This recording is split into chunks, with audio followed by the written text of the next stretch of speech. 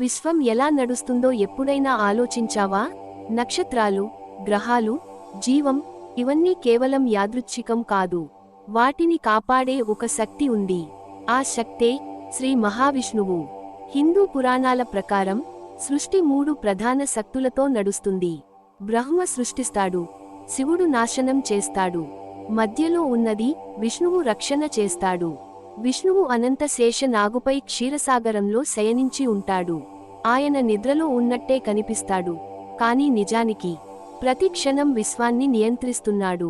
విష్ణుమూర్తి 4 చేతుల్లో 4 పవిత్ర చిహ్నాలు ఉంటాయి.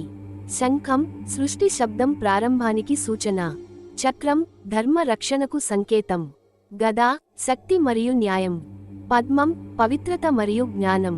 ఈ 4 కలిసినప్పుడు ధర్మం స్థిరంగా ఉంటుంది. ధర్మం ప్రమాదంలో ఉన్నప్పుడు విష్ణువు భూమిపై అవతరిస్తాడు. మత్స్య అవతారం, కూర్మ అవతారం, వరాహ అవతారం, ఇలా దశావతారాల ద్వారా ఆయన ఎప్పుడూ ధర్మాన్ని కాపాడాడు. రాముడిగా వచ్చి రాక్షసులను నశింపజేశాడు. కృష్ణుడిగా వచ్చి గీతను బోధించాడు. విష్ణువు మనకు ఒక ముఖ్యమైన పాఠం చెబుతాడు. శక్తి ఉన్నా వినయం ఉండాలి, జ్ఞానం ఉన్నా ధర్మం ఉండాలి, జీవితం ఎప్పుడూ సమతుల్యతలో ఉండాలి. అదే నిజమైన రక్షణ. ఈ విశ్వం నడుస్తున్నంత వరకు, ధర్మం నిలిచేంత వరకు శ్రీ మహావిష్ణువు మనతోనే ఉంటాడు. ఓం నమో నారాయణాయ.